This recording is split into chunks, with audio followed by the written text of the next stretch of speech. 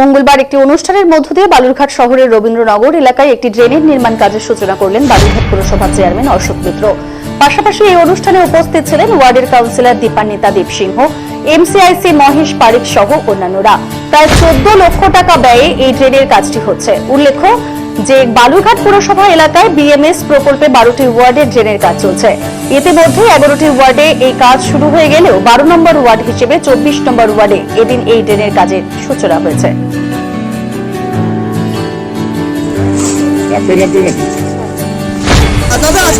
আপনারা জানেন যে বালুরঘাট পৌরসভার পক্ষ থেকে যে বিএমএ প্রকল্পে যে বিভিন্ন ওয়ার্ডে যে ড্রেনের কাজগুলো চলছে আমাদের, তো আমরা টোটাল 12টা ওয়ার্ডের বিএমএ কাজ ড্রেনের কাজ শুরু করেছিলাম বিএমএতে। তো সেখানে 11টা কাজের যে 11টা ওয়ার্ড, সেই 11টা ওয়ার্ডের কাজ অলরেডি আমরা শুরু করে দিয়েছি। লাস্ট একটা আমাদের ওয়ার্ড ছিল, সেটা 24 নম্বর ওয়ার্ডের এই যে রবীন্দ্রনগর এলাকা, এই এলাকার যে ড্রেনের কাজটা ছিল সেই কাজটা আজকে থেকে শুরু হলো। তো সেই কাজটা আজকে আমরা শুভ সূচনা করলাম। এখানে রবীন্দ্রনগর এলাকা দীর্ঘদিনের এলাকাবাসীর দাবি ছিল যে এখানে কোনো ড্রেনেজ সিস্টেম নেই। আপনারা দেখতেই পাচ্ছেন যে রাস্তার ধারে কোনো ড্রেন নেই, নিকাশি ব্যবস্থাটা নেই। তো আমরা একেবারে শেষ প্রান্ত থেকে মেন রাস্তায় যাতে জলের যে কানেকশনটা ড্রেন উইথ স্ল্যাব, সেই কাজটা আজকে শুরু হলো। খুব তাড়াতাড়ি আমরা এই কাজটাকে কমপ্লিট করে এলাকাবাসীকে আমরা উপহার হিসেবে দিতে পারবো।